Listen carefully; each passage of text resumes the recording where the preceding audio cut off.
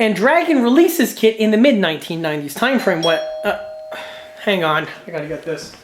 I'll just take care of that in post. Hello? Hello? Oh, come on, are you serious? Another one? I don't know who spread the word that this is the house to leave a basket in front of, but this is just getting crazy now. Wait, do you hear that? Yeah, I think it's coming out of here. Hold up. It's wrapped, whatever it is. Oh boy. Oh boy, oh boy, oh boy, oh boy, oh boy. Shh. It's okay. Ooh, it's okay. Sorry. Shh. Oh boy, oh boy, oh boy. Yeesh. Yeah.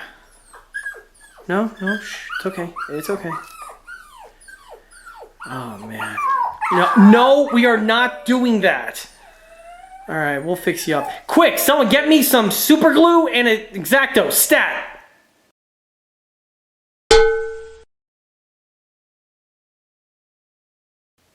Hey everyone, this is John from EastCoastArmory.com, and I'm welcoming you all today to the inaugural episode of a brand new series that I've been working on for a little while for the channel, which is going to be called Old Tank Repair.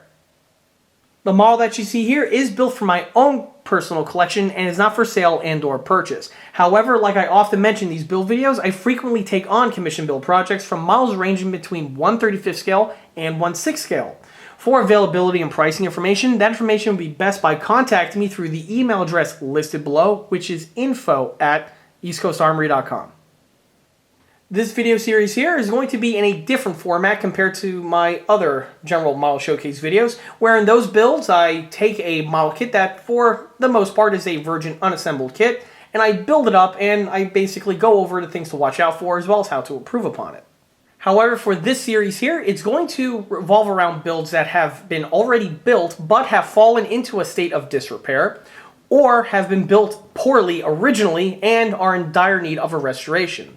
In most cases, or I should say in many cases, it's going to be a mixture of the two, which is exactly what we saw with this build that we have here. Some other things that you're going to see in this series that differentiates it from the standard model showcase videos is that on those videos, generally the model is fully completed, and I'm just pointing out certain things to watch out for, as well as, some general tips here and there. For this video series, though, it's going to be a little bit more in-depth because I'm going to take you, the viewer, along from start all the way to completion. In addition to that, I'm also going to walk you through several of the techniques that I commonly use on my smaller and larger scale builds that are showcased on this channel, and these are techniques that many people have frequently asked me about in the comment section and, wonder exactly how I pull it off and do it. Well, in this video series here, you're going to be seeing a lot of those techniques come to light. However, I'm not going to lie, this is going to be a very long format video. This is the type of thing you're going to probably want to watch in segments or possibly even speed it up with that little gear that's on the corner there. However, there's a ton of content that's coming at you guys, and I hope you guys appreciate it. And here's the model at the start of the rebuild. Now, if you're watching this and are saying to yourself, just who can be this black-hearted, this callous, to build a model to this poor shape and then be reckless enough to let it sit and decay to the decrepit condition that we see it here? This person needs to be taken behind a tool shed. Well, unfortunately, that person is none other than, well, yours truly. I know, I am not proud of what I have done, and yes, this is definitely not one of my better looks. And before you go ahead and whip out your pitchforks and start calling Tank Protective Services, allow me briefly to explain myself. Exactly what the hell happened with this build here. This model here started off as a 1/35 scale Korean War M4A3E8 Sherman tank kit from Dragon. Specifically, this was their first generation EZA kit that was released in the mid-1990s. This particular model here I purchased when I was 13 years old back in 1997. This model was purchased from a company called Phoenix Mail Order, which is actually still in business today. In fact, they are part of the IMEX Model Group, which is the company where I purchased my 1/16 scale Tagen radio control tanks from. But that's not really relevant for this story. At this time, I actually had a pretty decent 1/35 scale tank collection, and I built basically a good number of the available 1/35 scale kits that were on the market from both Tamiya as well as Italeri. However, like I've said in many of my other vintage tank videos, during the mid-1990s, your available kit options were definitely far and few between. So if you were building tanks around this time, it wouldn't be uncommon for you to basically build up everything that you really had an interest in. Well, while I was looking around to look into getting some new kits and builds to work on, I undoubtedly ran into the kits from Dragon. And for good reasons. At the time, the Dragon kits were beginning to become very popular. Their box arts were absolutely amazing. And on top of that, they were making some really cool variants that were nicely detailed compared to the other kits that were on the market, or they were kits that just weren't available from the other companies. This M4A3E8 included. Now, like I stated in a few other videos, when it comes to tanks that are my personal favorite, one of my top 3 is the Korean War Tiger Face painted M4A3E8. And seeing the box art on this kit here, I just fell in love with it. This was definitely a kit I had to try out and add to my collection. Now, although this was my first 1/35 scale kit from Dragon, I was aware of the type of track assemblies that these kits came with, namely individual link and length. At the time, I've had one other build that involved link and length track, a 1/72nd scale SGM-1 Abrams, and that build was a complete and utter disaster. So I was already uneasy about the concept, but I figured to myself, a few years passed since I tackled that build, perhaps I'll be able to muscle my way through it. I see my father attempt a few link and length Dragon kits, as well as I've seen a few tutorials on how to assemble these things on magazines like Fine Scale Modeler. So I decided to roll the dice and get the kit. I figured with the tutorials that I learned and read about in the magazines, along with the more improved skill sets that I developed since the last time I built a individual link and length tank, I decided, you know what? Possibly, I think I could put one of these together now. I mean, what could possibly go wrong, right? How difficult can these tracks be?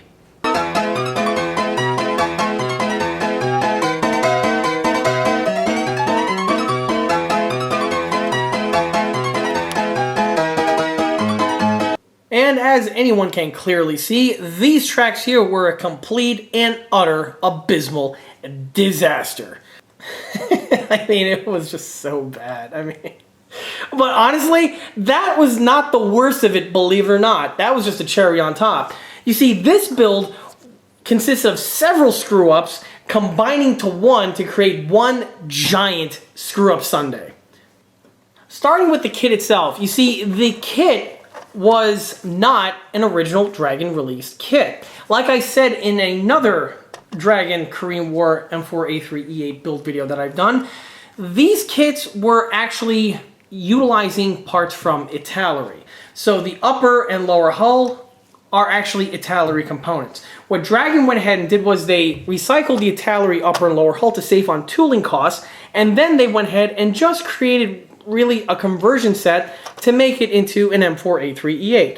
Namely, new suspension, new track, the fenders, as well as the 76mm T23 turret. I remember my surprise when I cracked open the box, thinking that, okay, this is going to be all new tooling, it's a Dragon kit, this is going to be awesome. I crack open the box, and I'm like, these runners look vaguely familiar. Yeah, they're from Italeri. So now, honestly, that part wasn't too bad because, I've already built several versions of the Italeri Sherman, so assembling the upper and lower hull with the transmission, that was something I had some experience with. The remainder of the plastic parts, namely the turret, did go together very well, and I didn't really have any problems with that per se, as well as with the side skirts. The problem that I did encounter with this build involved the suspension. Now, the Italeri tooling, the kit was designed to use the standard VVSS Sherman suspension. Well, to convert to HVSS, you are going to have to make some modifications to the kit. Which, by the way, was honestly a surprise to me because at the time, keep in mind, 13-year-old John, 1997, I always thought that the M4A3E8 was its own separate animal. I had no idea that it was just the standard M4A3 hull with extra components added to it. So really, this kit was some education to me because this did teach me that, well, that wasn't the case. It's just a roided up M4A3. Well, when it came time for mounting the suspension, I basically screwed that up too. You see, installing the suspension components do require some math in order to accomplish, namely that in millimeters. 13-year-old John didn't really know the metric system all that much, and, you know, I am American before my European audience jumps down my throat.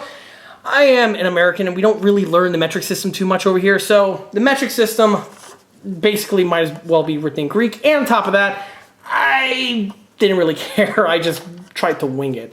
So many of the suspension components, namely the return rollers here, need to be adjusted. If you notice, they're not totally in their exact location. So, you know, again, not proud of the build, I'm just telling you how I assembled it.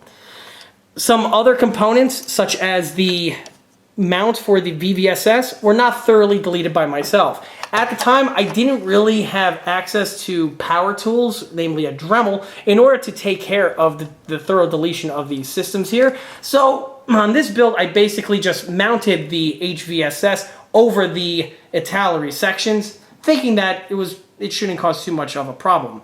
Well, it kind of did.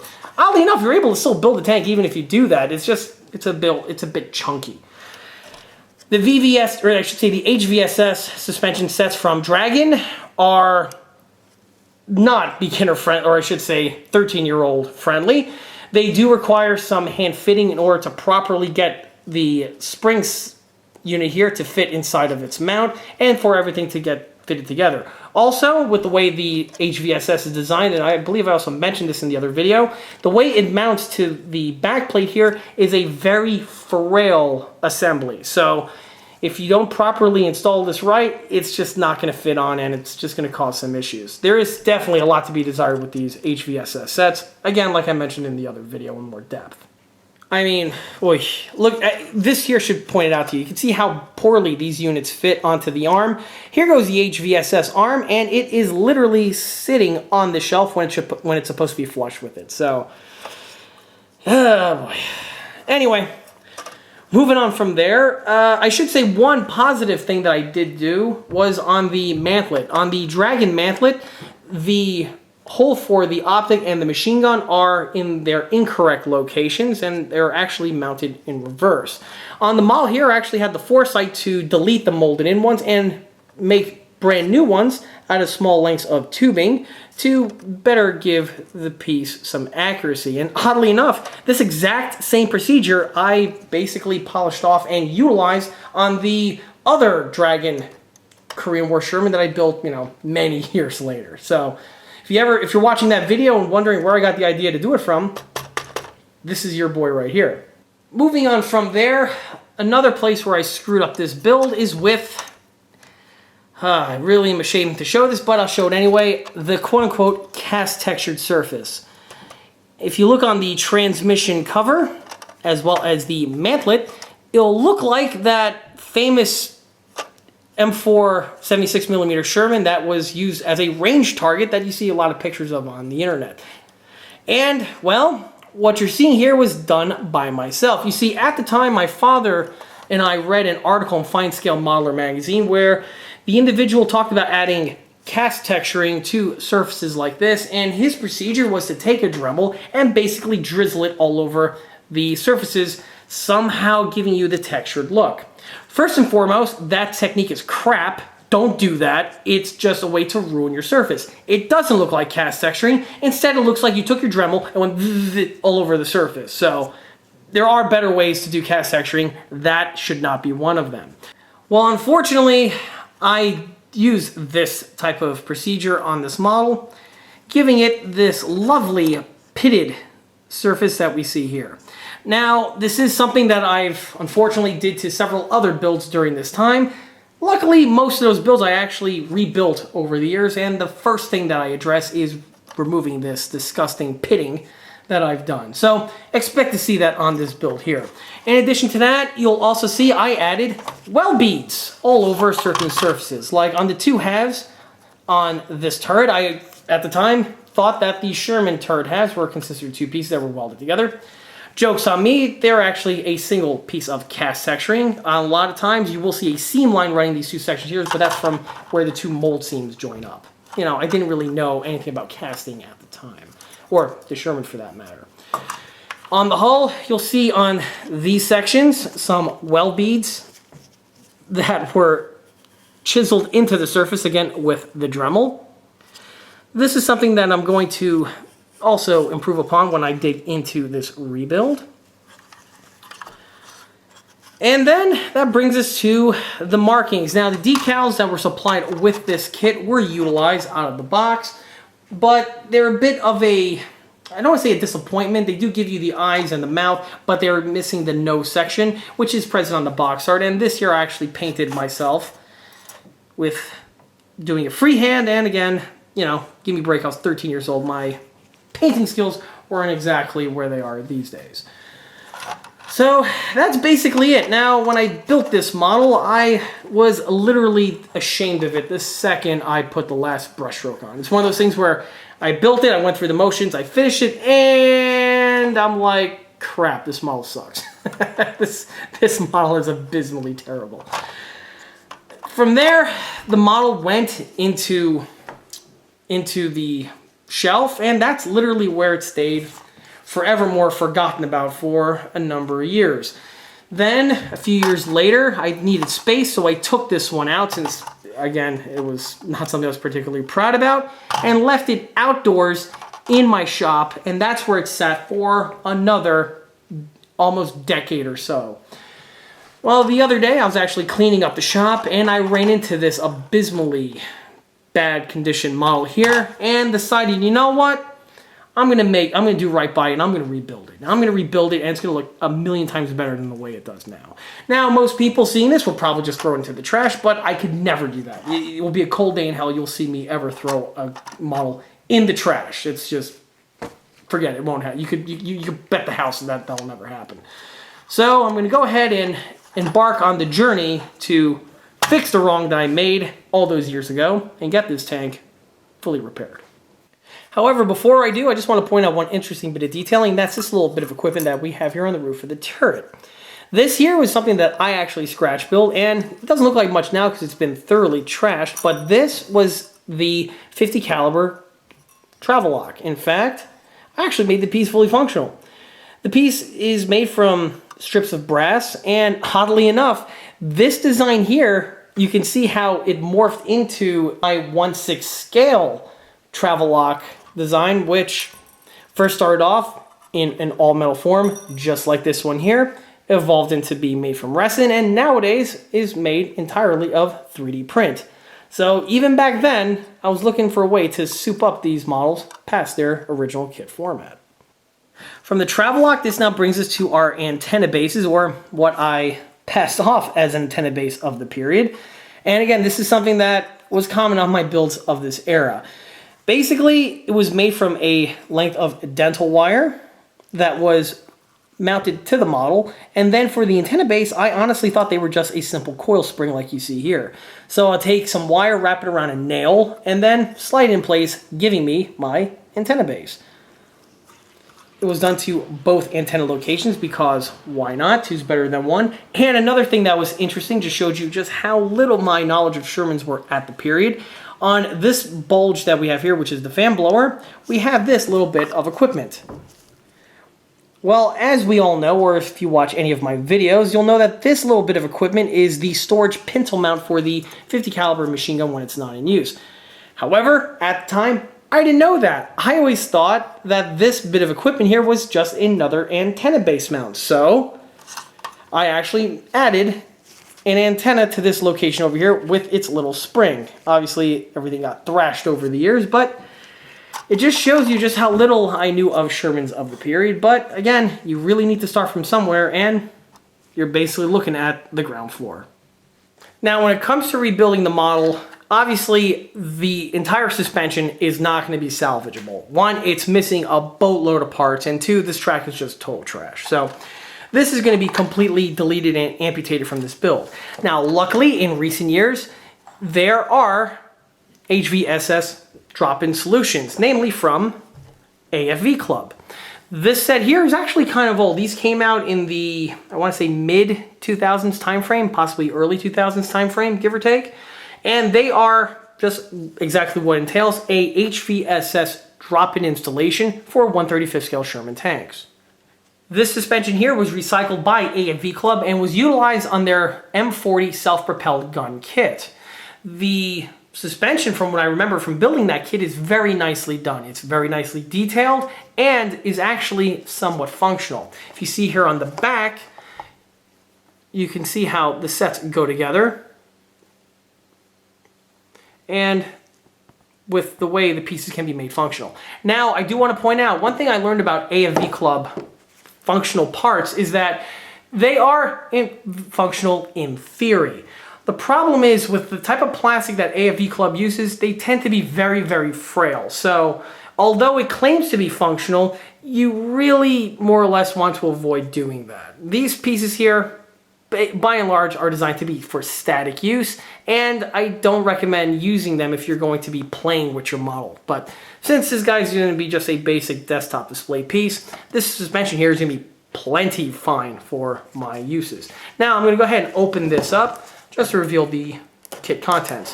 This set here I picked up off eBay a little while ago, specifically for this rebuild, and they can be had anywhere between 12 to about 25 US dollars. I don't know if they're still in production. If they're not, the prices expect for them to go up, but tracking these down shouldn't be very difficult. Okay, let's get this disaster out of the way and open up this box. And there we go. What's nice about this set is that it not just gives you the HVSS running gear, but it also gives you the sprocket, the idler, and even the final drives. Here you can see all the parts. They are nicely molded, which is what one would expect from AFV Club. To achieve the functional nature of the HVSS, the springs are actually molded in this flexible black rubber. But like I said, this is really more or less something that you don't really use too much. They do work slightly, but honestly, by the time you get enough force to compress them, you'll actually end up snapping some of these small little molded pins that are found on the part. So again, yes, it has it. Is it functional? Not really. Well, this here will definitely take care of the suspension. And that now leads us to the track. And for the track, I'm going to be utilizing a set of Dragon 1/35 scale individual Lincoln. I can't even say it with a straight face. No, instead of me replacing them with a set of single-piece vinyl tracks from AFV Club. These tracks here are representing the T66 all steel pattern of Link. The tracks are nicely rendered, as you can see, and have both their interior and exterior detailing shown. They are a nice flexible material and conform very well with the tank's suspension and sprocket. Now, normally these things will work with the standard Dragon sprocket timing, but since I'm utilizing the AFV Club sprockets, these two are basically meant to be a perfect match. Another benefit that this track has is that it's also somewhat easy to come by.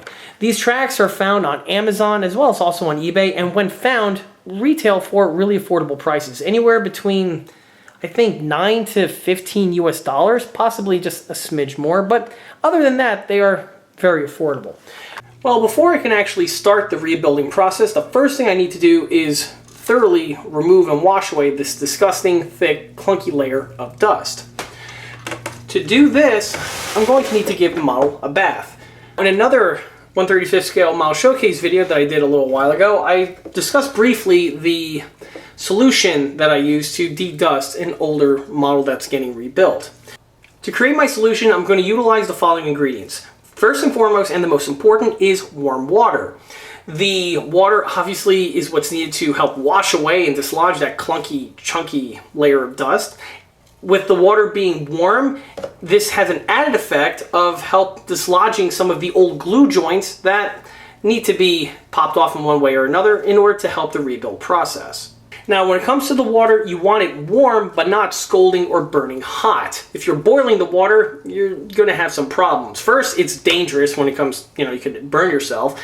Second, and most importantly, is that the model is injection molded plastic, and if you have the water too hot, you actually soften the plastic bits, and you can actually deform the model, which has an adverse effect on what you're actually trying to do, which is help it and get it rebuilt. The second ingredient is going to be dish soap. The dish soap is definitely something that's going to help with the dust removal.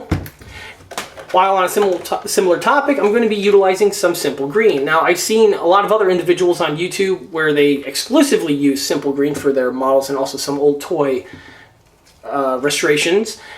For me, I'm not going to be able to use the whole thing because obviously I don't have a whole lot of Simple Green left, so just a few tablespoons should be added to the solution just to help it. Now, in the past, this is actually something that I've only recently started doing.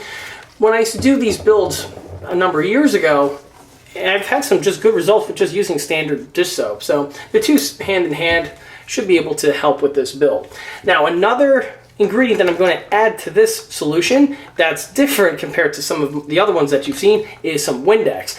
The Windex I'm going to spray directly onto the model surface, which will definitely help get a head start on dislodging and loosening up that really thick and clunky dust that was on the surface.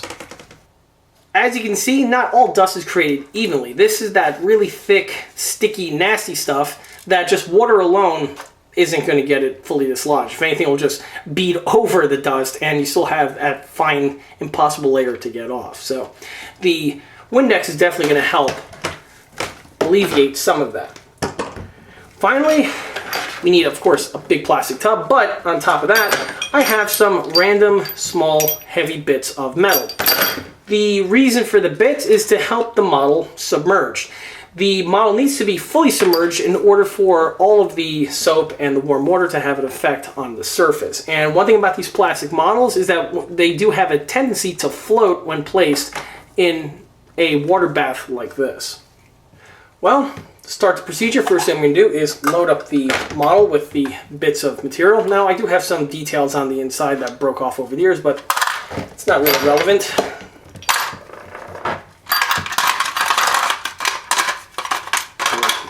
This piece is a little bit too big. So with the type of mass I have in it right now, this should be more than enough to keep the model firmly on the bottom portion of the tub.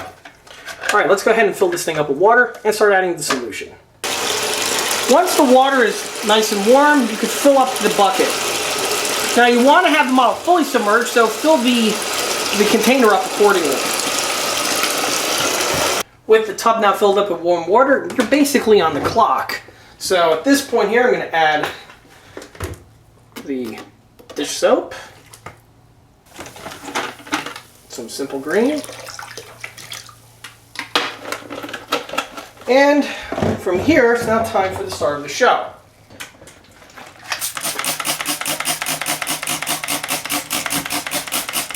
You really want to get the surface nicely soaked. The stream is also helping to dislodge the layer. Oops, piece of track fell off, doesn't matter. Not going to be recycled anyway. Alright, now that this is fully soaked, it's now time for this tank here to become a submarine. She should stay, let me help some of the air out. She should stay on the bottom of the tub. And there we go. Well, after sitting in the bath for probably about 5 or so minutes, you start to see how the pieces are starting to come off. The old glues are weakened due to the temperature of the water, and it's just falling apart like peanut brittle basically in my hands. I was already able to get the tools off. Now, a lot of these parts are going to be recycled, namely the Pioneer tools, but again, the suspension, that's not going to be something I'm going to salvage. Now, as a side note, like I frequently mention in my videos, when it comes to model tank suspensions, you want to get them thoroughly painted and weathered prior to installing them onto the vehicle. I've seen lots of other builds out there on YouTube and on the internet where they build the whole thing up and then try to paint it off as one piece, and this always blew my mind because there's no way you're going to be able to get everything fully painted. Case in point, that's exactly how I built this model here. Notice the fronts look like they're painted, but if I spin them around, you can see that's just not the case. Now, some people are going to argue, oh, but John, you know, you don't see that. Well, actually, you kind of do. These wheels here are visible from the underneath. Also, when it comes time for the rubber tires, a little spring fell out. When it comes time for painting the rubber tires, trying to get these type of tires painted thoroughly when they are fully assembled and mounted to the vehicle is a fool's errand. You can see that my fine paintbrushes was not able to get to the upper extremities or even the inner extremities of these pieces. So again, when you're building any model tank, regardless of scale, from 172 all the way up to 1.6, paint the suspensions prior to the installation. While fiddling with the bits a little more, I stumbled across a repair that I must have did many years ago. On the brush guards, the stock ones must have broken off at one point or another, and it looks like I actually tried to replace them with new ones made from bits of bent metal wire. The metal wire appears to have been drilled or possibly melted into the model surface, giving it some more rigidity. Just an interesting data point I noticed. Okay, so it's been a few hours, and at this point here, I think the soapy water bath has run its course. I'm going to go ahead and drain out all the water now and take all of the parts that fell off and put them in a bag just for safekeeping. Now, in case anyone hasn't realized, this entire procedure has been done in the bathtub. This is just to ensure that I can track down all of the parts that have fallen off and to prevent anything from going down the drain. Let me first take out the tank itself, set that aside, make sure that the drain is closed, and I'll start the pour out.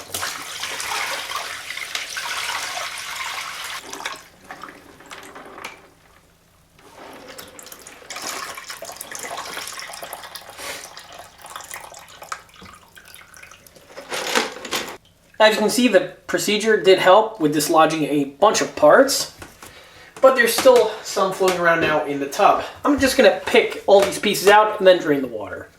Alright, those are all the parts that fell off. Needless to say, a large portion of these will not be reused, but in there are some parts that I am going to be recycling. However, more than that is going to come as the build progresses. Well, let me go ahead and drain out the water and take the build to the next step.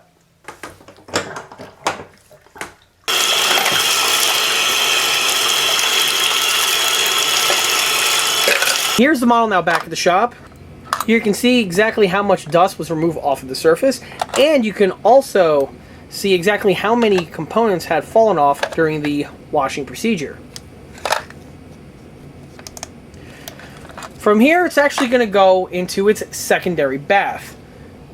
You see, the first bath was primarily only needed to remove that really thick, chunky layer of dust, as well as to help dislodge some of the detail parts.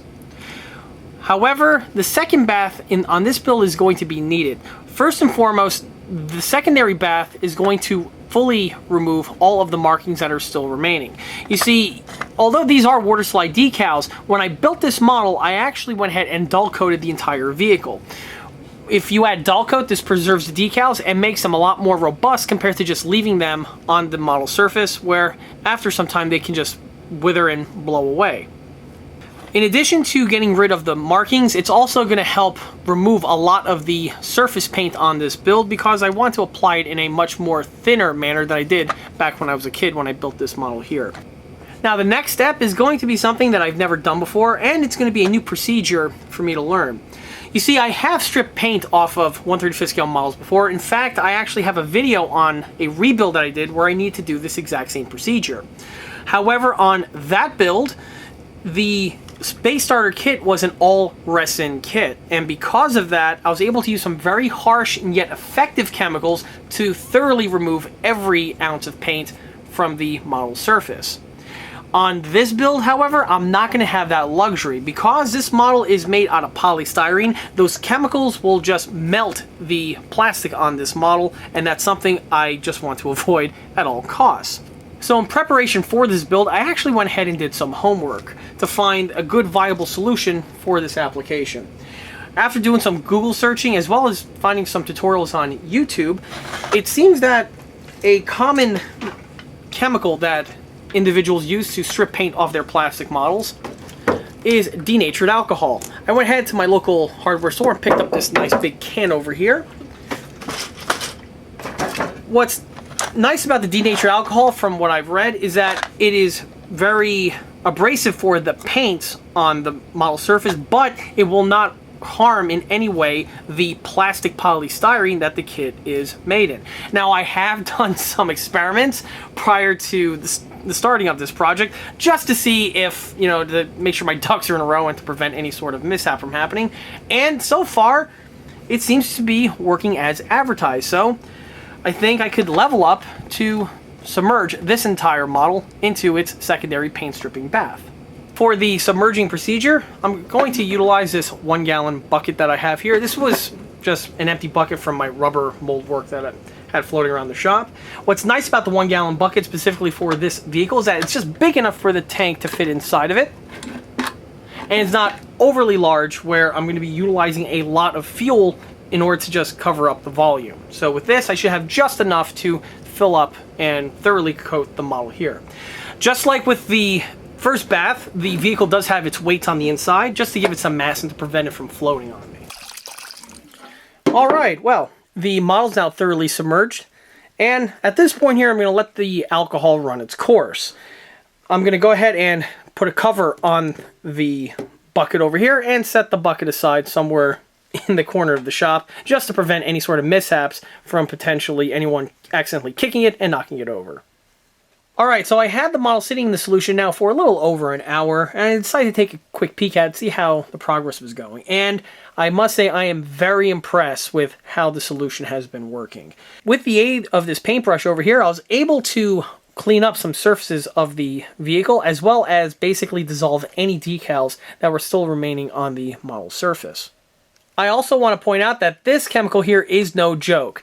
Normally I wear gloves in these videos because I want to protect the surface of the model from excessive touching, as well as it's kind of become a staple on the ECA channel. However, in this circumstance here, it's being worn for a really good reason.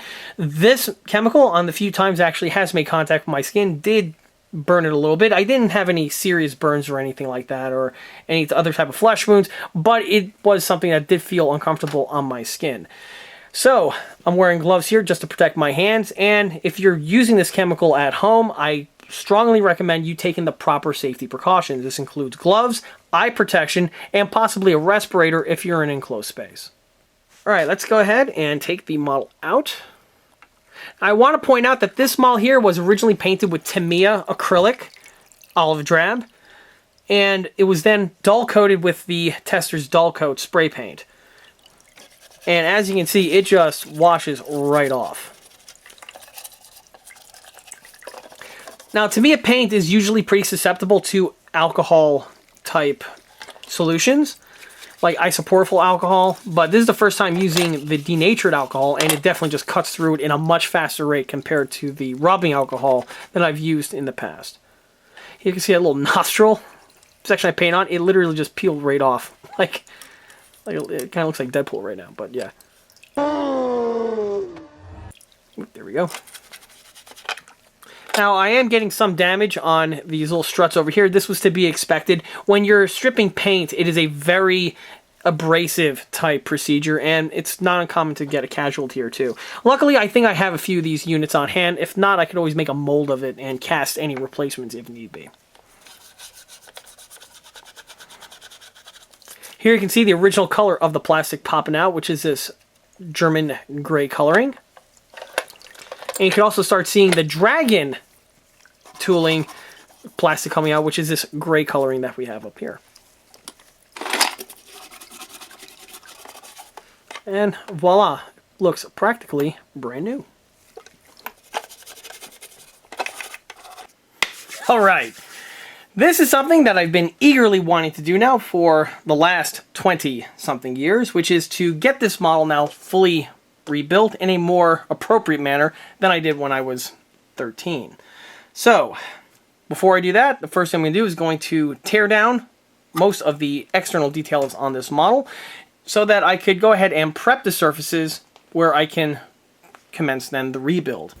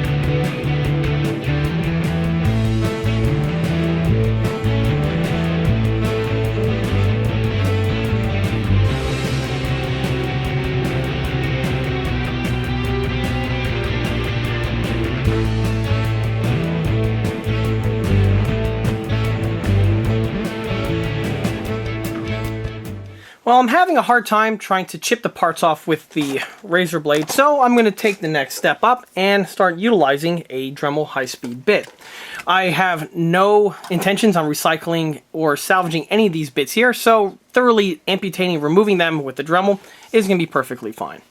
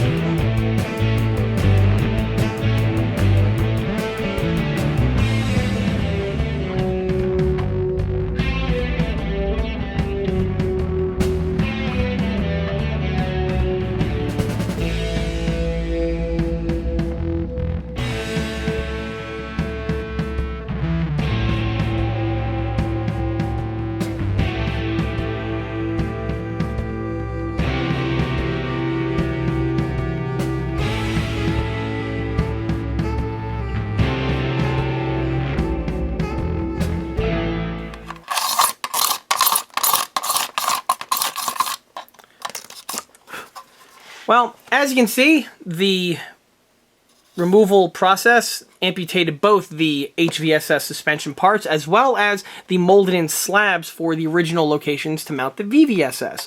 Keep in mind, this upper and lower hull here are Italo retooling, and because of that, you do have the VVSS suspension mounts still integrally molded in.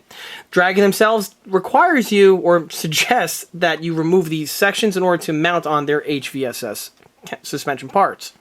On an interesting side note, on the other rendition of this exact same kit that I built for the channel, that one was a more improved version where they actually supply you with a cast resin lower hull for use on this kit to replace the standard plastic one.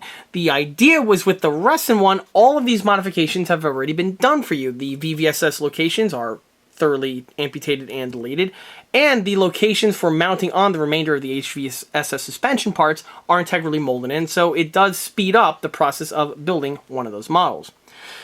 From here, I'm going to go ahead and remove more of this material, or I should say thoroughly, so that's a nice smooth surface, and all indications that there was anything there need to be thoroughly polished away and deleted. You also notice on the idler mounts, I deleted the side ones too, and I'm also going to be tackling with these two sections over here. As for exactly why, well, I have something for that, and I'll be touching upon that later on in the video.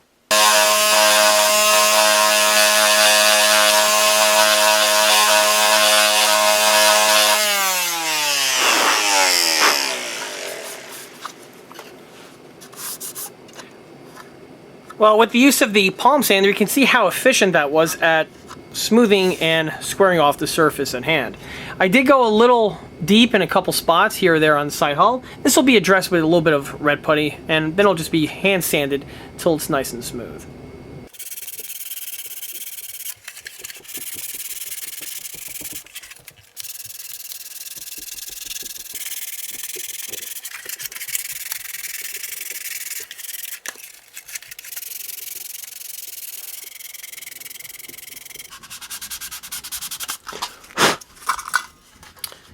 Okay, well, now that I've gone over the panels with some finer grit sandpaper, the surfaces are much more refined and smoother compared to before.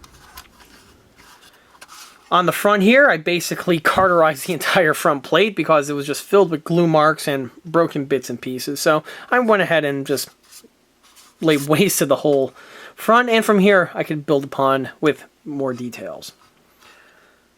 On the sides, on the Dragon M4, or I should say first generation M4A3s, for some reason there's some pretty substantial sink marks on these locations here on the hull. I did find these on the other renditions that I built, and I believe I mentioned them in the other build videos for these builds. On here, you notice originally I did smear some red putty in place just to take care of the sinkage. It did work, and from here I just polished it a little bit further just to make the sides even more flush with their overall appearance. From here, this looks like it's all wrapped up. Now, like I said before, there are some certain areas where I do need to touch up with some red putty because I over-removed material with the Dremel from before, but these will easily be addressed and remedied. The front transmission cover, I've already started to polish down all of those little divots, which now gives me a nice smooth location here to add the red putty, and oddly enough, it's going to improve it upon it because I could add the cast texture into this section. One other thing I want to point out is these two little squares that we have here. These are actually artifacts from when this kit was offered as an M36B1 Jackson. Again, I'm referring to the Italeri kit now. And on the Italeri tooling, since they recycled this runner on so many kits, you have a lot of parts, or I should say indentations on where to glue certain accessories for those other kits. So if you're building an Italeri M4A3, you might want to keep in mind, you might want to delete some of these indentations that are present on the kit because they are not going to be necessary for your build, but are very visible even with layers of paint added. So these are going to be addressed on this one here. Same was also found on the two rear sections here, where on the original Italeri kit, again, was for a VVSS Sherman, where you have the spare track racks located in the back. Now it's not needed anymore, so I just simply buffed them away.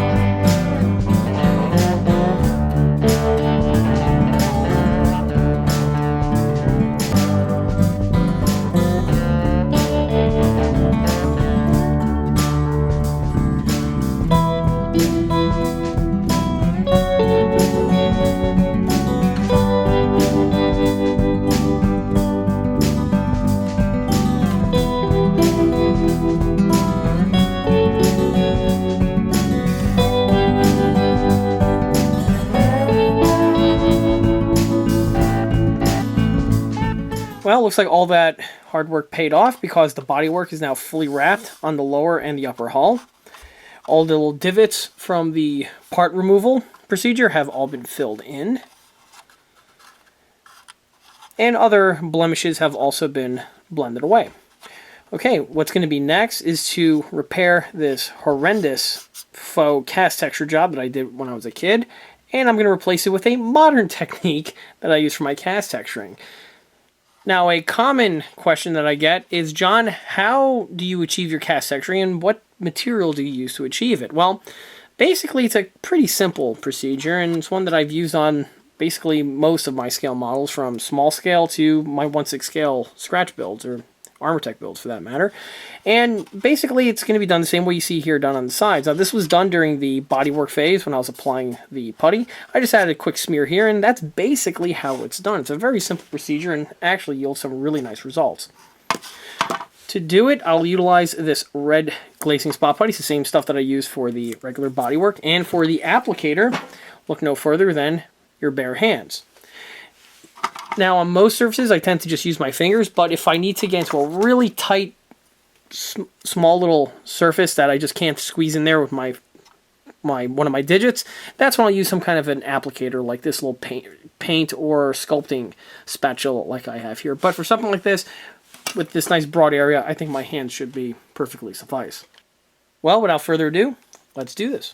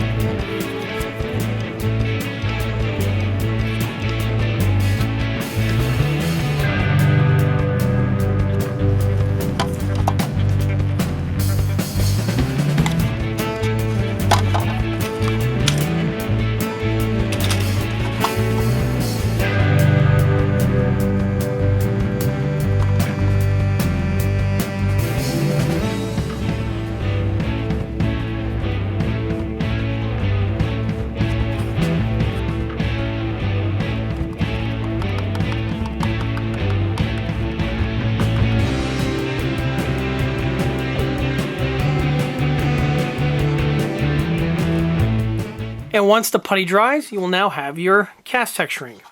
One tip is that you could take some sandpaper, possibly polish it down slightly, just in case the texture is a little too much for what you're looking for. And then if you over sand, you can go over with another top coat and repeat those two steps until you've achieved the desired look. Here I'm just going to polish up a little of the sides. Okay, and there we have it. The transmission cover is now fully repaired and looks pretty good at this point. From here, let's continue with the rebuild. Okay, well, you can see that the hull is now progressing and starting to look more and more like an M4A3E8 as opposed to a horrific wreck like we've seen earlier. I guess we could start with the weld beads. You'll notice that this model here, I actually have to sculpt new weld beads on the surfaces. This was primarily, again, because of the rough Dremel job that I added to the weld beads when I was younger, when I first built the model. Normally, I don't really do this on smaller scale builds. I tend to leave the sculpted weld beads that are integrally molded into the kits, as it really does the job for my needs on these builds. But for this one here, because of the circumstances that I had, or that I was dealing with, I went ahead and added them.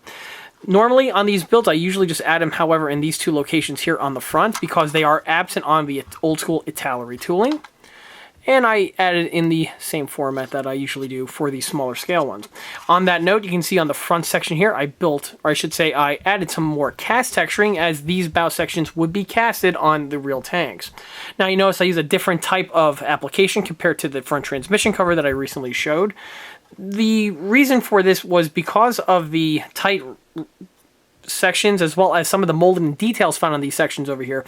Using the technique that I showcased before, it's not really conducive for this type of a layout. This is best done when you have a blank, totally empty open space. That really allows you to get in there and add the texturing. For something like this, that's not the case. For this, I used another technique that I've used on other builds. Basically, it's texture paint, and I just go ahead and I brush it onto the locations that need the texturing. After 1 or 2 coats, it really does have a nice look to it. On that note, you can see the hatches. These are definitely new additions and have been replaced. The original ones had too much glue fingerprints on them from when I first built it, so those were unable to salvage, and if I could have tried salvaging it, but honestly with the amount of work required, it was easier just to pitch them.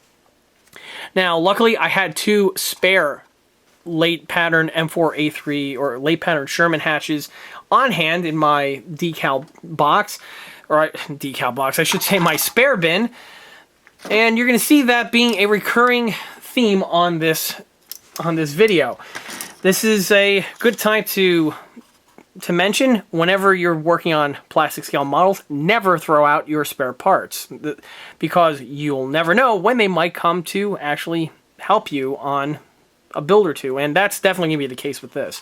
These hatches were from a Dragon M4A3 Sherman. I don't know which rendition specifically, but it was in the bin nonetheless, and these are the newer ones with the separate drop-in periscopes. They just drop directly onto the older pattern hull.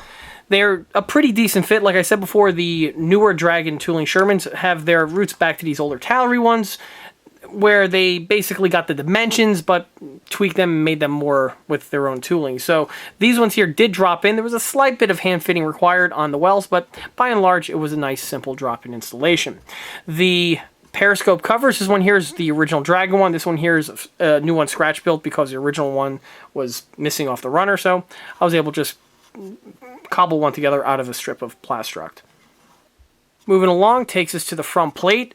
Same is also true for this travel lock that we have here. This travel lock is another, actually, oddly enough, it's an old school Dragon / Italy tooling travel lock from Sherman. It escapes me which one exactly, but it was dropped in. Now, what's interesting is that I had several other travel locks on hand from both Tamiya and Modern Dragon, but for this one, I actually used the old Italy one. For the simple reason is that the Italy one gave you the mounts separately that you need to glue on.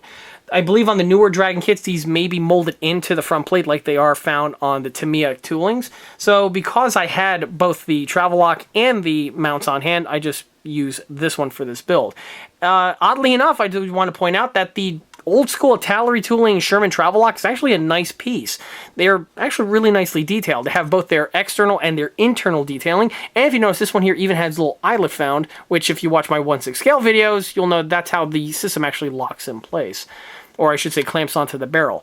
All these details are found on the old school Italy tooling, so it was just dropped on here and will look perfectly suffice for this build. On the Bout 1919, I had to fabricate a new tarpaulin mount. The original one was just too clunked over, so it was polished away and a new one was fabricated out of just a bent piece of wire. Moving forward takes us to the tin work. The tin work on the sections over here are the original ones that were added to the model when I first built the model. However, the 3 sections here in the front were replaced. The original ones just weren't salvageable and just misplaced. So rather than trying to rework those, luckily again I had a spare set in my stash. This set here comes from another Dragon M4A3E8 kit, an older school tooling one. With the way those kits are designed, you will have a whole set of extra extended fenders on hand, so Again, it's a good thing to keep these parts because they were just able to drop directly onto this model. Since it's literally the exact same kit, no other mods were made whatsoever for the fitting. For the mounts, or I should say the structure supports that we have here on the side, these here are not from the original model and are actually from, again, Dragon. These pieces I believe were spare from the T28 Super Heavy Tank Dragon kit that I did a number of years ago, and you know, keep them on hand, and it's a perfect drop-in for this model here. With the way that kit's designed, you will have an entire set of these fender supports in your spare bin, so I just utilize those. I was going to try to salvage some of the original ones. They were okay, but the newer tooling ones are just so much better, and since I had enough for one whole set, I just simply dropped them in place, and it was just a standard drop-in installation. On the back, we have here the mud flap mounts. These are fabricated out of 2 strips of Plastruct angle. These are absent on the original tooling and are actually missing on most of the older Sherman kits of this era. It's a simple addition to add. I just clipped clipped the strip to length and just glued it to the bottom portion here of the sponson. Note, I did go ahead and with a pin vise drill the little holes in these sections, and also I want to point out, like I frequently do in these videos, these units do not go all the way to the side of the hull. If you do that, you're going to be running an error. They go part way and stop right over here at this little point, and this is actually a mirror image on the other side, but on the other side there's a little device that hangs out, and that's the reason why these don't go all the way through. This little device is actually the Little Joe auxiliary generator exhaust stack, and on the real tank the generator would be in this location over here, and the exhaust just emerges from the sponson and runs along the length of the sponson here via this conduit and emerges from this point here. This is specifically true for the M4A3. Other Shermans was a little bit different, but for the A3 this is the format that you would have. This piece here is fabricated out of a piece of wire that was flattened in order to give that oval shape, and then which was simply bent in place and mounted to the way you see it here. While on the sides, again, like I said before with the other sections, I went ahead and drilled out the fender mounts. Now this is a very special type of detail to add. If you don't have the small bit or a pin vise to add it, you're just going to cause some problems. In fact, this bit here is not the bit that I used. The one I actually used for this was even smaller. Sadly, it didn't survive some other details that I was drilling out, so it was discarded. But if you want to achieve this type of detail, you really want to have a micro bit in order to do this job. And moving down takes us to the rear idler mounts. These are not the original ones. The original ones were polished away, and these ones were added in their place. These were spares from Dragon, from one flavor Sherman or another, and they were just simply dropped in the locations that you see here. This is also true for the intersections. Now these ones here are actually for a HVSS Sherman, and there are differences between the idler mounts between the 2 flavors of Sherman. The tow hitch has been remounted. This is the stock one from before. And on the front portion here, you'll see that I've added the final drives. These are from the AFV Club suspension kit that I showcased earlier, and currently that set is going through its assembly, so soon enough, this guy here will be back on his feet.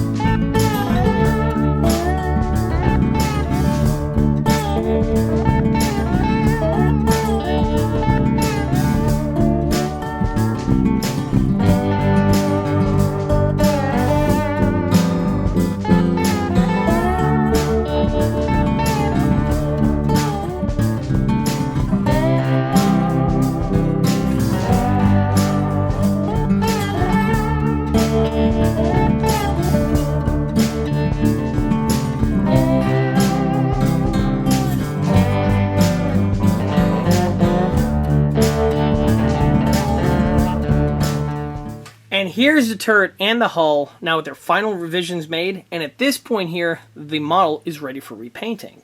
Let me go ahead and walk through some of the last of the mods that were made, just before the model heads off into its final stretch. Okay, well on the hull you can see that the fender supports have now been fabricated.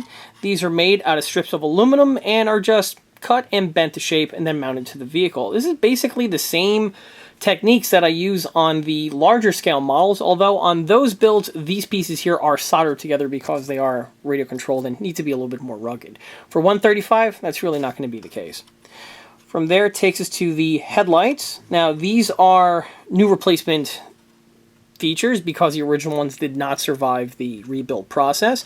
If you notice, these ones here are made out of a clear material, and these are not spares or anything like that. These ones are new casted components that I casted myself in clear resin.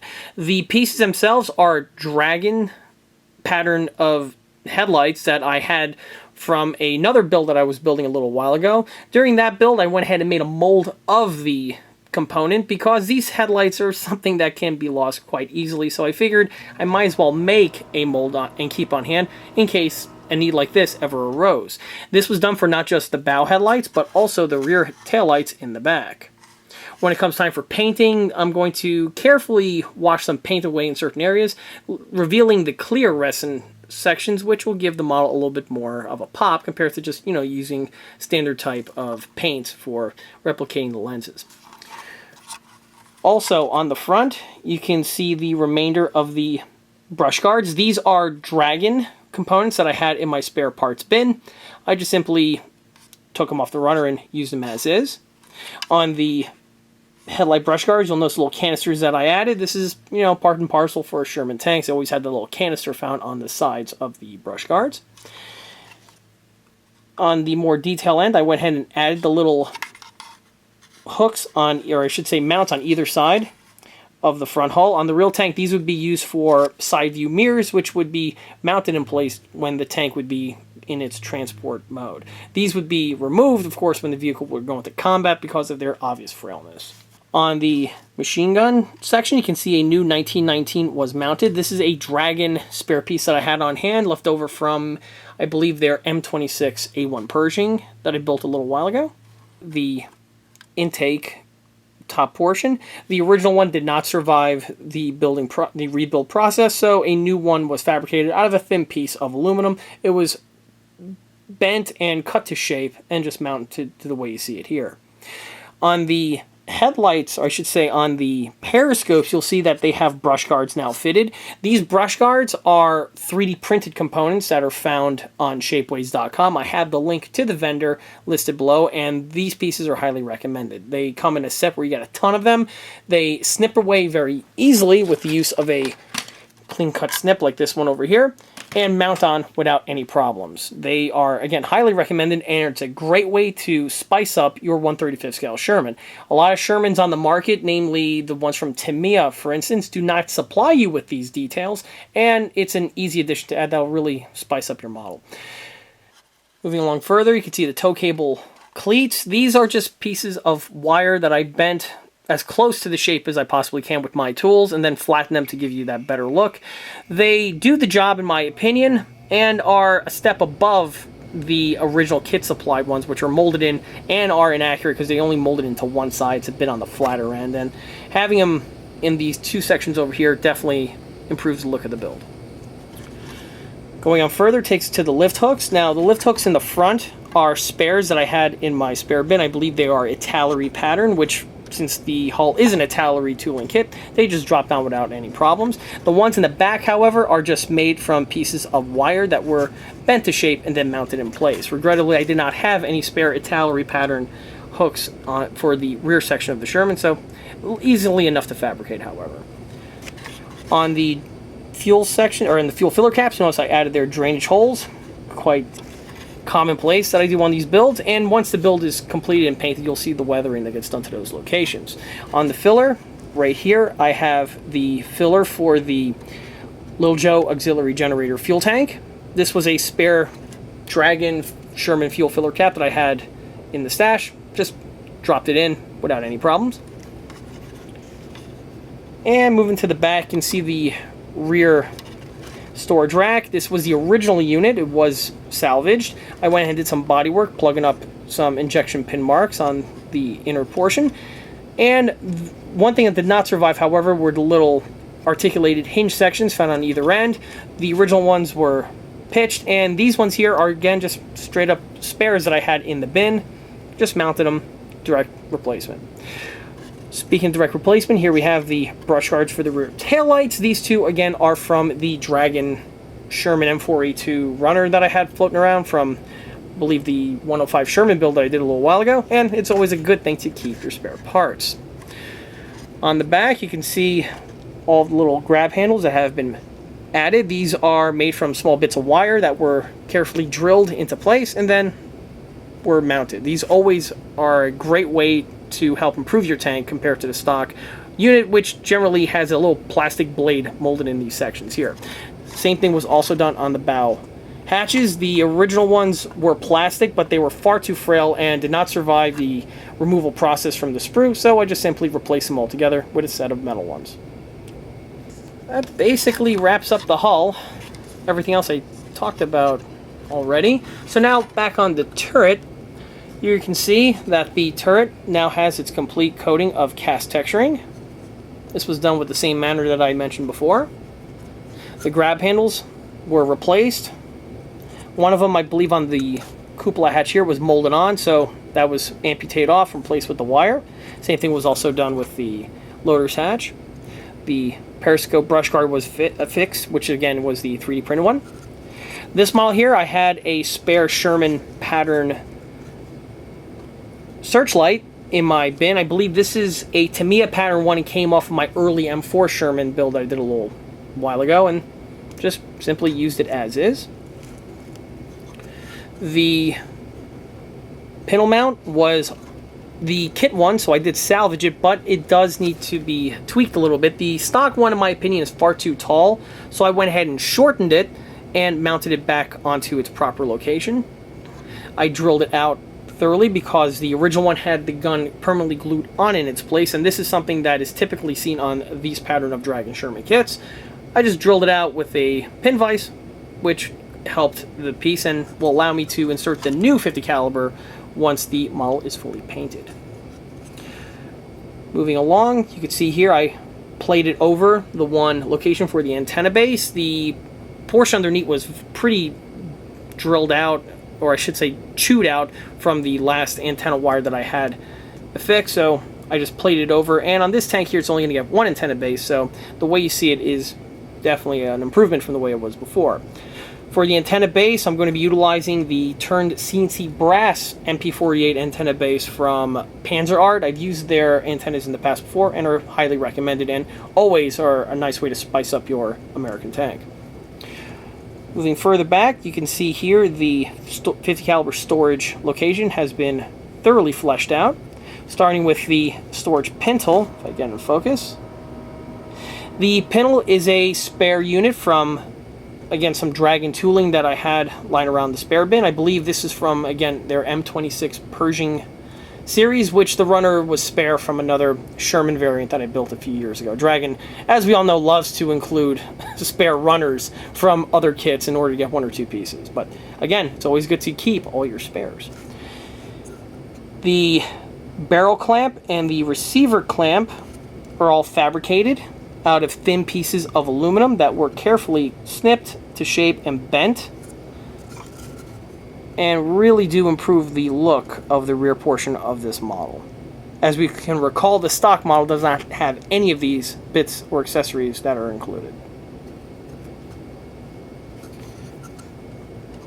The barrel here did require a little bit of body work. There was some pretty bad seamage found in these locations, and these were just blended and polished away to the way you see it here, and same thing is also true for the muzzle brake. The stock Dragon muzzle brake, it's not really the best. It's kind of squarish in its overall shape and profile. So like I mentioned in my other Dragon E8 videos, basically with some sandpaper you just polish it around the edges in order to round it off a little bit, which is a good way to improve it from its stock original format. And that's about it. like I said before, now the model's going to slide into paint. Now, if you notice, the suspension is not mounted to the vehicle at this point. The model is going to get its coat of primer, and then its base coat of olive drab, and at that point, then I'll start installing the suspension parts, but not the wheels. They usually get mounted after the model goes through some more painting processes. But again, this is done to fully ensure that the components are fully painted and have a even coating of paint on them.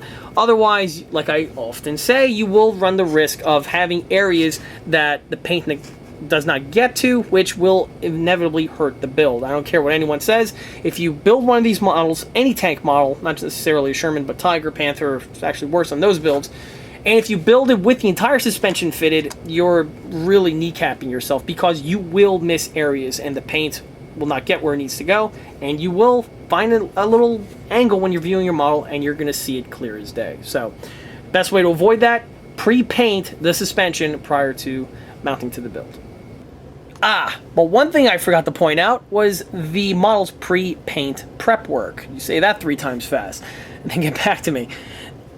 One procedure that I like to do before the builds go into their paint is I like to mask up the areas on the hull as well as on the lower portion of the turret where the two interconnect with each other. And why this is relevant is because with these bearing surfaces that we have here, if layers of paint get on them, it's going to stiffen these locations up, and when it comes time for remounting on the turret, it will inhibit slightly the turret from fitting on. I've seen some egregious cases where the turret is a really snug fit and it's really hard to rotate it in place.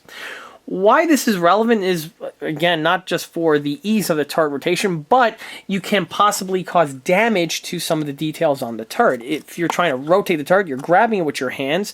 Now you're putting more wear and tear on the paint in these locations over here in order to grasp onto the surfaces, in order to give it a nice little twist.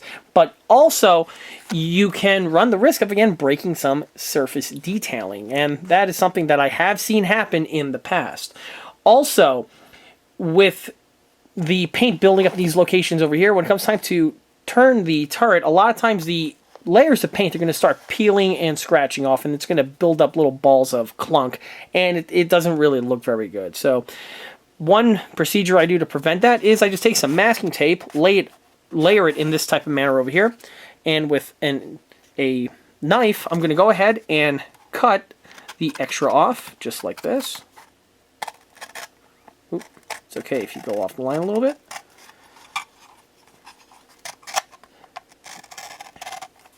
Now, it doesn't have to be 100% perfect. You could have a small little chip like I did over there. You could either just re-stick it on, cut the tape off around it, and just progress further.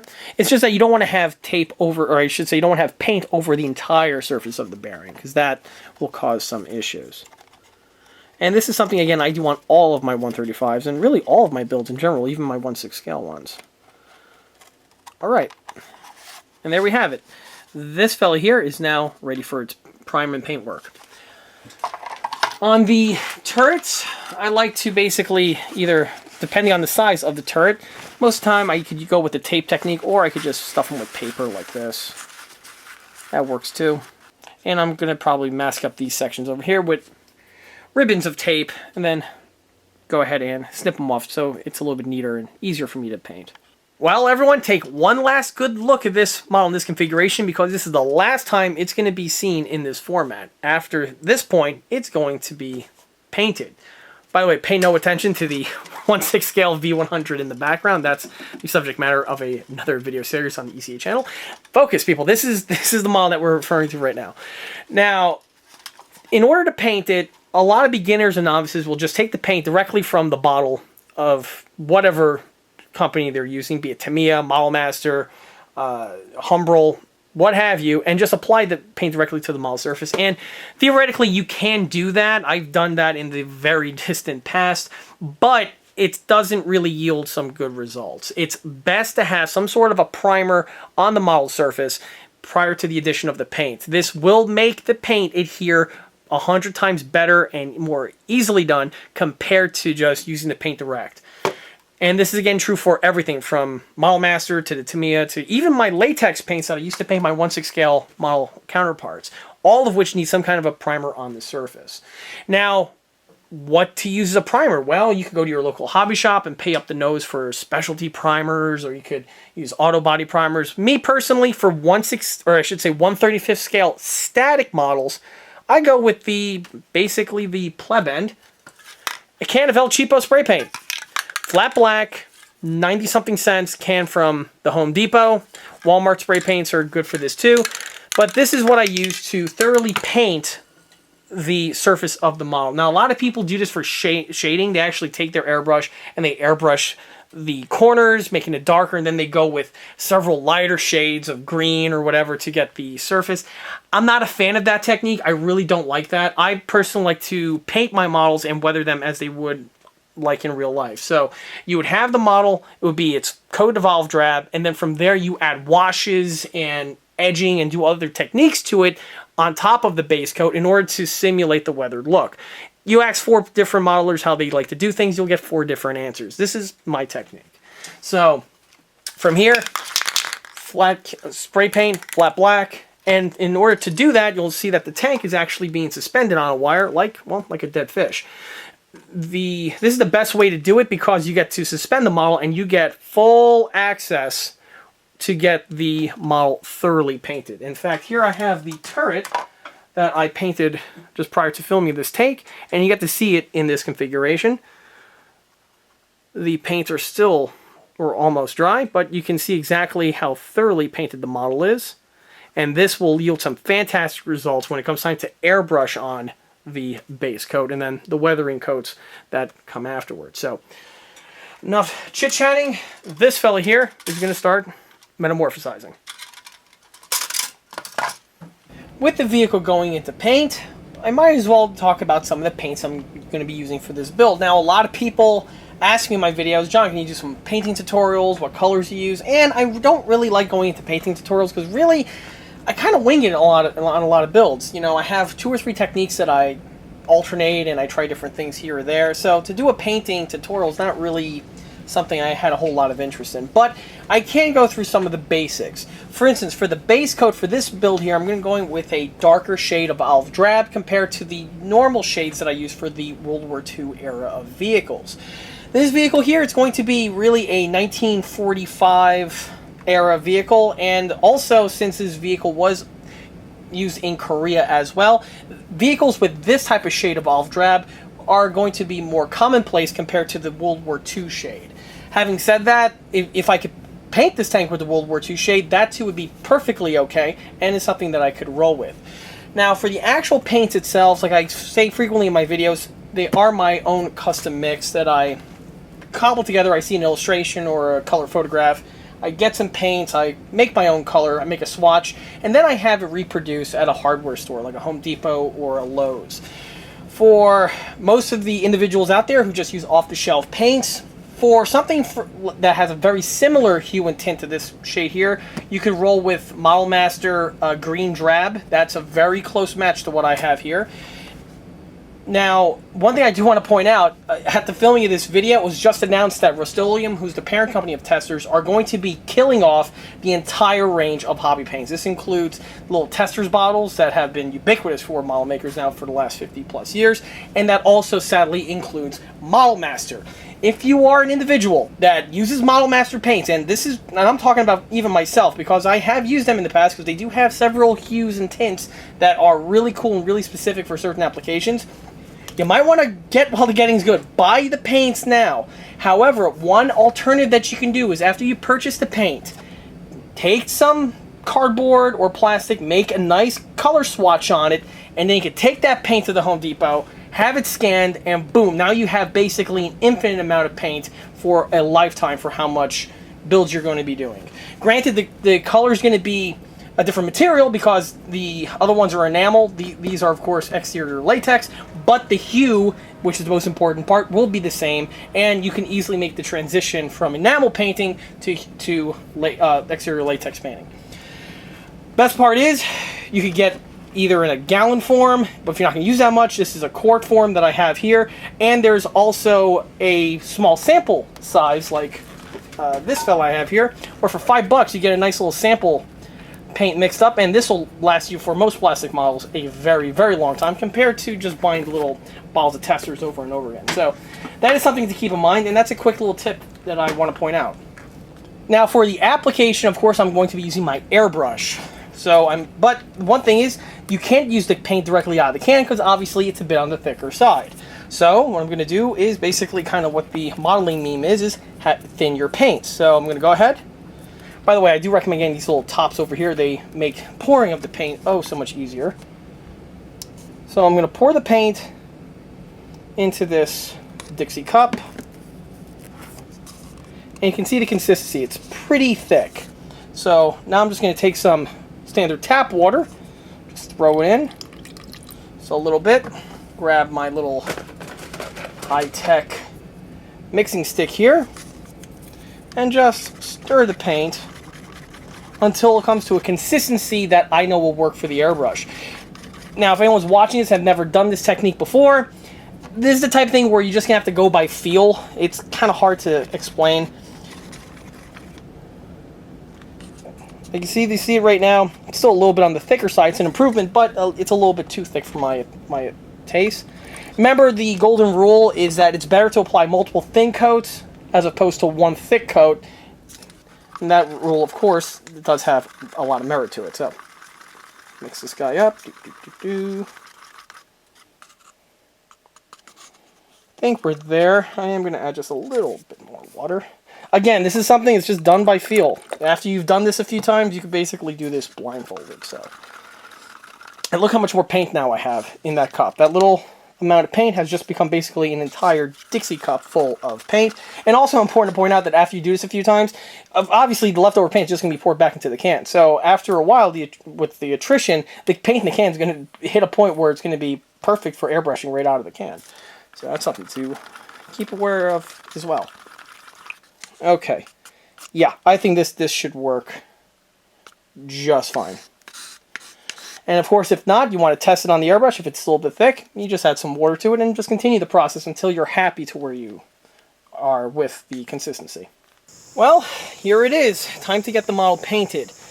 Like I said before, the surface, the only prep work I do is the coat of the flat black paint. Same is also true for the suspension, which I will also be hitting at this point. And if you'll notice, I'm also painting outdoors. This is something that I personally like to do, specifically in the warmer months. You know, painting outside has a lot of benefits to it. You're outdoors, the weather, of course, is pleasant. The paints tend to dry faster. And on top of that, you do make less of a mess, as opposed to airbrushing inside of a closed space like in the shop. So, when available, I like to take advantage of this type of a setting. For the airbrush, I'm using my tried and true Pashi VLS Pro double action. I personally like double action airbrushes. I'm not a fan of the single action airbrush. They just don't work for me. I have more control with double, and the double I use for everything. This same airbrush I use for base coat, camo, weathering, all of my airbrushing needs is all tackled with this fellow over here, and this guy's built probably countless number of models. Equally as important as the airbrush is your air source. Now, like I said in a few other painting videos, I hate those little hobby grade airbrushes, like the ones you buy in a hobby shop or Hobby Lobby or something like that. I can't stand those. They don't output enough PSI. In my opinion, the PSI that they put out is probably around 2 to 5, if that.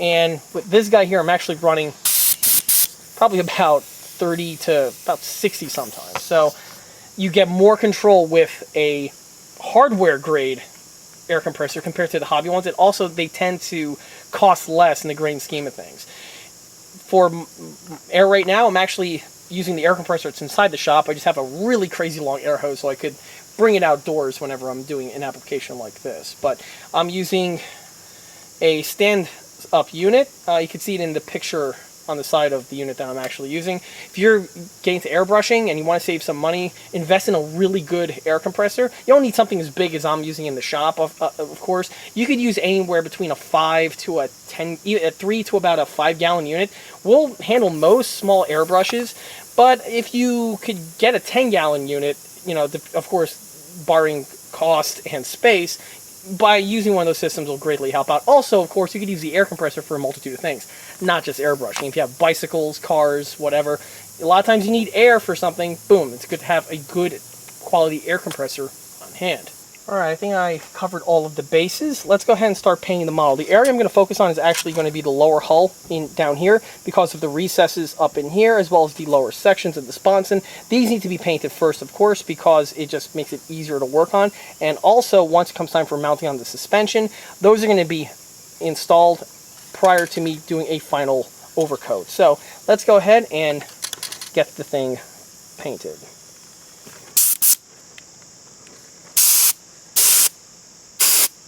All right, and here we go.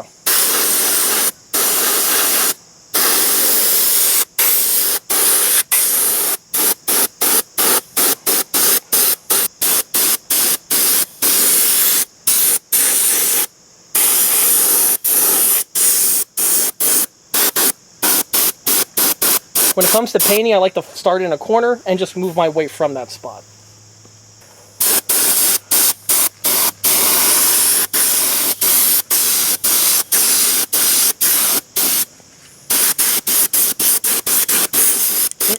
How to paint, okay.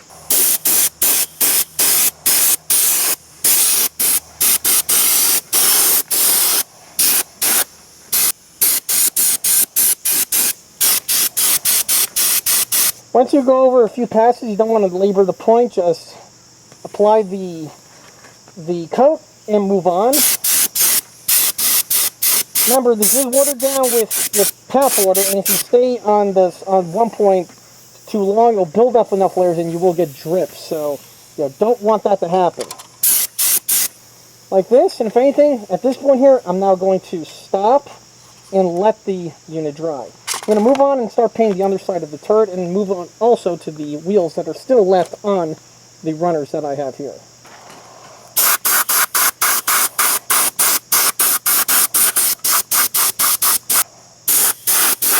On the first coat, you want to get into the crevices like I said before. If you notice, I went ahead and elevated the gun just so I can get into that little recess there between the mantle and the turret casing.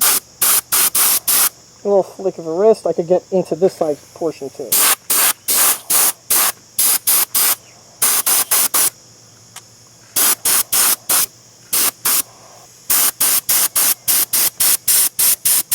On turrets, I like to start from the back and move my way to the front. The barrel is something that's done at the very tail end because obviously when the turret is wet, you need a good place to hold it. You notice I still have it on the wire, but it's best to do the barrel again once the main turret work is all out of the way. Okay, move up the barrel.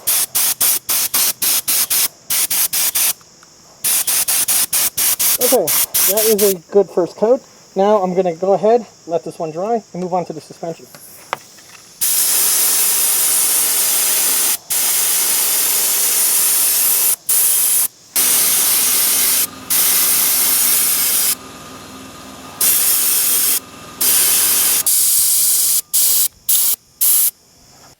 Well, after an hour or two of letting the paint thoroughly dry, it's now time to add the remainder of the top coat.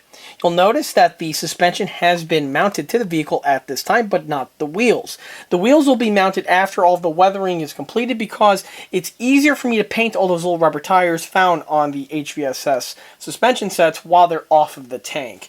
And by the way, when it comes to painting rubber tires, the HVSS Sherman actually is one of the more trickier vehicles out there to paint. The Patent series is also very similar because there are just so many sides to the row wheels and each side needs to get its rims painted. And that's not just with the main row wheels, but also with the various return rollers as well.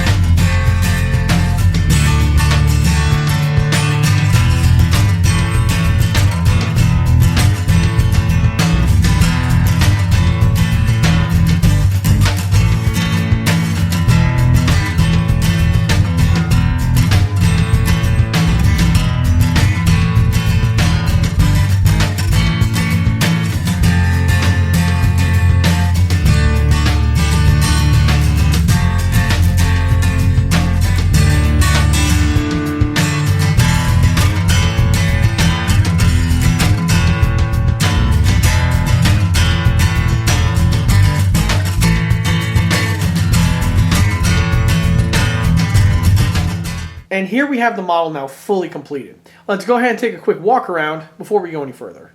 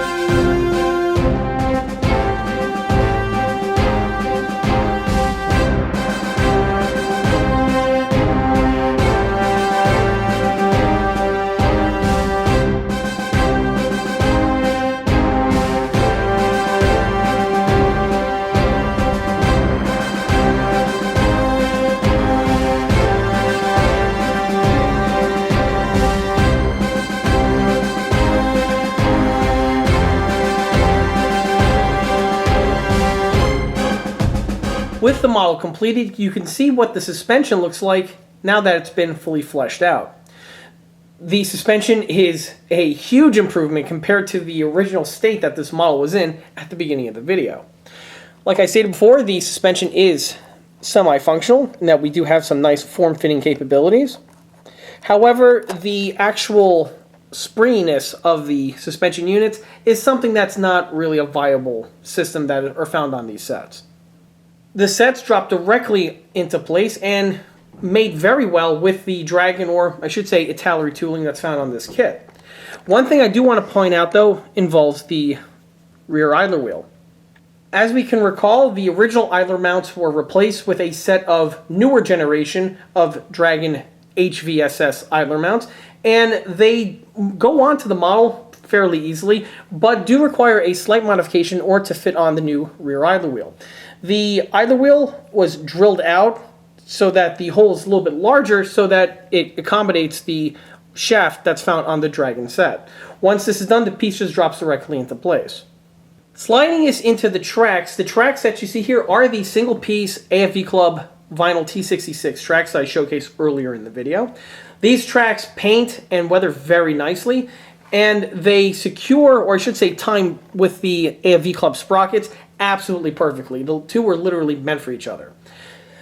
One other thing though I do want to point out about the tracks is that on this model here, and I also ran into this on another situation where I use these tracks, is that the AFV Club tracks are about a link or two too long, where if you assemble them out of the box, you are going to have, in my opinion, excessive slack found on the suspension.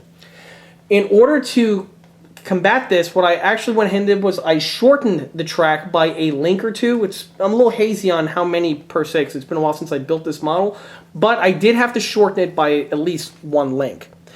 I amputated the section where the two halves connect to each other, and then from there, with some super glue, I just butted the two links, or the two sections together, and after the super glue hardened, the tracks were now one piece and they were able to be installed without any problems. One advantage that this vinyl material has is that it super glues extremely easily. It takes well to the glue, and once the glue is fully set, it has a good strong bond to it. Having said that, you're not going to be able to go ahead and push this thing on the carpet, but for static display, it does the job absolutely perfectly. In terms of paint and weathering the tracks, the T66 is an all-steel track. There are no rubber pads or any other type of composite materials found on them. On the outside here, I just used my dry brushing method to get the stressed out metal look. However, if you look on the inside, you'll see that the sections where the wheels would be making contact with the track, have no sort of weathering on them, and are actually pretty clean. This is something that you would see on the real vehicle. If you go on YouTube and find videos of real E8s driving around, you will see quite quickly that the areas here are polished of any sort of dirt and debris because, well, you have all these rubber tires here constantly making contact with them when the vehicle is rolling. It is a really simple feature to weather into your model, and when you do add it, it's one of those things that jumps out at you, specifically if you know what you're looking for. On that note, of course, this is an ECA build, and that means I have to do the obligatory mention where all the grease and Zerk fittings are painted with red. Again, all these details are integrally molded into the suspension sets. All you gotta do to make them pop is take a small little precision paintbrush of red enamel or gloss red paint of one flavor or another, and just add a little drop to these little sections. After this is done, your model will look much better, and it's one of those things where it doesn't take a whole lot of work in order to improve the look of your build. Moving up takes to the front plate area, and you can see how all that hard work that I did earlier is now paying off. With all the new details that were added to this front section here, as well as the bodywork, and more specifically, right on the front transmission cover. The cast texturing on here is much better compared to the pitted look that we saw that this model had earlier. Moving up, you can see the front hatch area with the cast texturing that I mentioned before, as well as the sculpted welds. And of course, the fire extinguisher handles are painted in red. It's another thing that is generally missed on most individuals' builds. Jumping to the other side takes to the Pioneer tools. A good number of these tools are recycled from the kit original. However, one or two of them were replaced with a spare unit found in my spare parts bin on one of the Dragon AFV runners. I believe the shovel here, as well as the pickaxe, these are not the kit originals.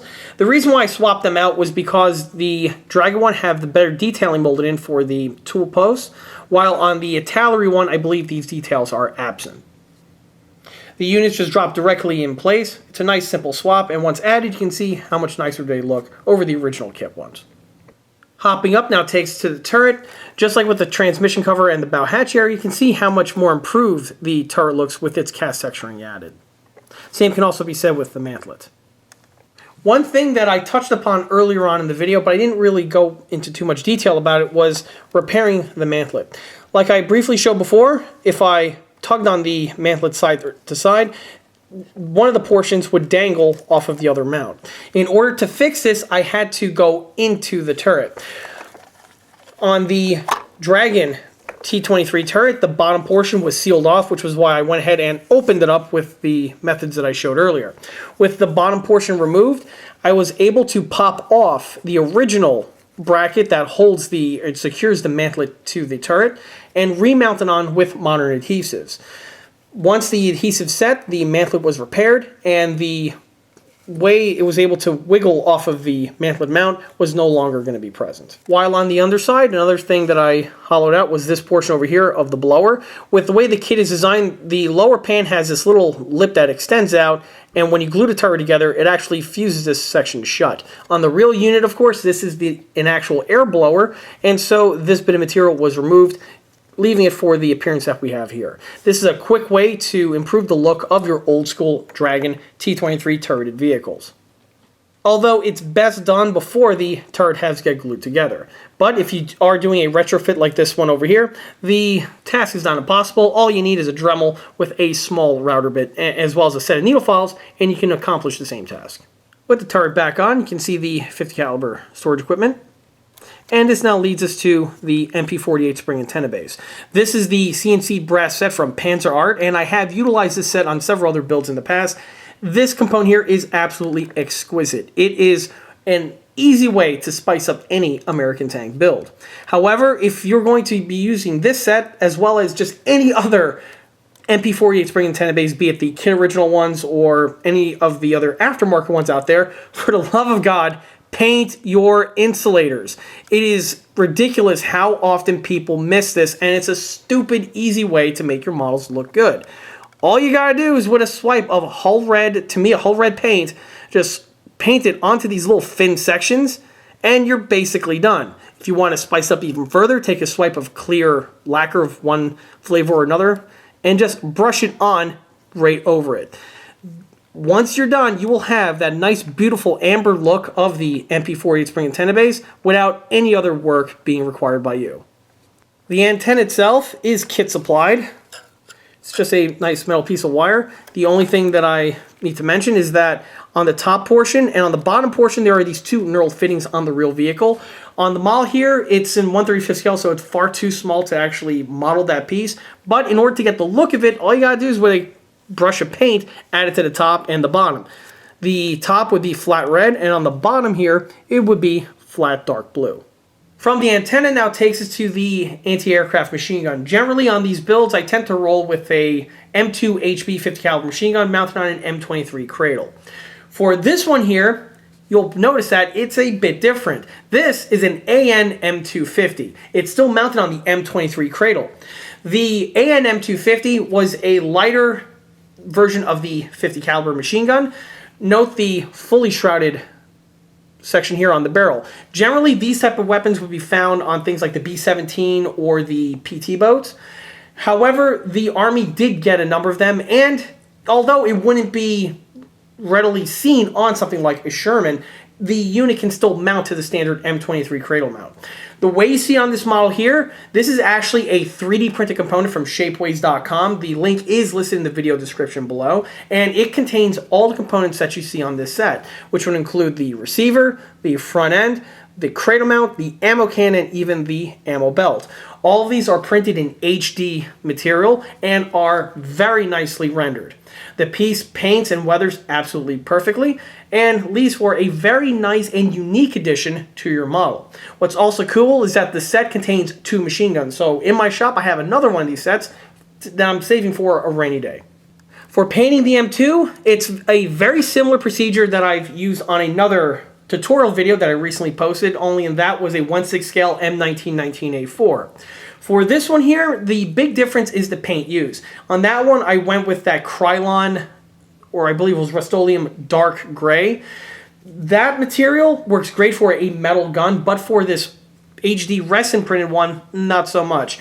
I've seen in the past that if you use that type of paint on this type of material, at first it'll look great, but after a few months or so, you get this like crystal type formation growing on the surface of the model. And it's something that really hurts the look of it. In fact, it warrants for a complete repaint. Instead, what I painted it with was your standard El Cheapo flat black spray paint. The flat black has absolutely no problems so far what I've seen with this material. And from there, you can add the weathering via the dry brushing with the same procedure that I showcased in the other video.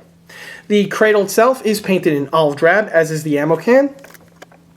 And note the ammo can is a different color of olive drab compared to the cradle. It's another simple way to spice up the look of the model. The spade grips are painted with the red Bakelite coloring, which is something that I've done on several other builds in the past. It's using Tamiya Hull Red, the same exact color and lacquer that I used on the MP48 spring antenna base. For the ammo itself, it's using the same technique that I mentioned in the other M1919 video, for the exact same results and for the same reasons. Once fully painted though, it really gives you a nice overall look. Moving forward, you can see the mantlet. Of course, this section over here has its carbon fouling because this is where the coaxial 1919 would be fitted. Also, you'll see on this section here a small little stripe of silver coloring. On the real T-23 turret with the 76, when the gun would fire, it would recoil in this section over here, and it would not be uncommon to see this section with the barrel metal exposed because the paint would just wear off. However, if you look at real pictures of Shermans, you'll see them in one of two flavors. Sometimes you'll see the barrel completely green all the way through and through, and other times you'll see them with the silver stripe. Generally, when the vehicle would be painted, the whole thing would be painted over, but after it would fire a couple rounds, that's when you would start seeing the silver paint. So either way is appropriate. It just depends on just which look you want to go for your build. Tapping into now the paint and the markings, we all saw how I did the base coat with that dark shade of olive drab. However, after I went ahead and did that, I added some other washes to it. Namely, I took Tamiya olive drab acrylic, thinned it out, and did a nice little dusting in a few areas with it. And that's what gives you this nice modulated look that you see here. After that, I just went ahead and went over with my standard dry brush technique that I also showcased in the other video. On the markings, the stars that you see on this vehicle here are from Archer Dry Transfers. I utilized his markings on a few other builds I've done in the past for some pretty good reasons. I was always a fan of dry transfers. They have a lot of benefits over water slide decals. Namely, they don't silver, they don't chip away, you don't have to lacquer them or varnish them or anything along those lines. You just take your marking, you rub it onto the surface, and it's there to stay. Sadly, right after I finished this build, oddly enough, Archer themselves announced that they were discontinuing their entire line of dry transfers. They had a fire sale going on where they had everything at everything must go prices. They're going to be phasing away from dry transfers to switch exclusively to water slide decals. Don't get me wrong, the water slide decals are fantastic and are probably going to be some of the best in the market, but there was just something about dry transfers that were always a nice feature to have on your build. The remainder of the markings, namely the USA bumper ID number over here, these were just a spare set of water slide decals that I had in my bin, and I just added them to this model here. I believe they're from Tamiya. The decals were good quality, they just went out without any problems, and then I went ahead and brushed over some dull coat in order to preserve them and to remove any sort of silvering, shine, and anything along those lines. I also want to point out that this is the last build that I utilized the Model Master dull coat on. The builds that came after this, I switched my material to VMS varnish, but that's something to be discussed in those other videos. For this model here, though, you can see that the Tester's dull coat does its job, and it does it actually pretty well, so there was no need to revarnish the model or anything along those lines. At the end of the day, I couldn't be any happier in how this build turned out. It is just amazing how much better it looks now compared to the way we saw it originally. This build was always one that was gnawing at me from the back of my mind because I did such an abysmal job when I originally built it. So seeing it in this condition right here, right now, it's definitely one of those wrongs that has been made right.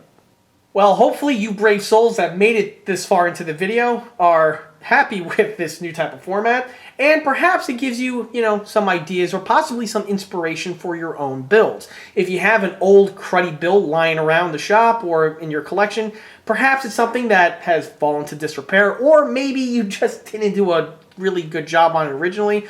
Instead of tossing it into the trash can, perhaps you can salvage it by utilizing several of the techniques that I showcase here. It's amazing exactly how much abuse these models can take before they could be considered as a complete loss. If you have one that is, for the most part, a complete wreck, chances are really good it's not as far gone as you thought, and with a little bit of elbow grease, it can polish up back to its former glory. Well, from here, the model is going to enter into my collection, where it rightfully belongs, although unlike the last time where I basically shoved it to the rearest, most darkest corner of my display cabinet, this time, it's going to be in a much more prominent position because, well, frankly, it's earned it after all that this thing's been through. Well, with that wraps up this episode of ECA's Old Tank Repair. If you like this video, be sure to subscribe to this channel where it's a great way to keep up to date on new posted content, being old tank repair videos, small scale model showcase videos, and larger scale project update videos when they get posted. Another way to keep in loop of new posted content is by liking us on Facebook. There, I have more photographs of this particular build, as well as all the other smaller and larger scale builds that are frequently showcased on this channel. Furthermore, don't forget to swing by eastcoastarmory.com for more 1/6 and 1/16 scale builds and detail components. Catch you guys on the next one. Later.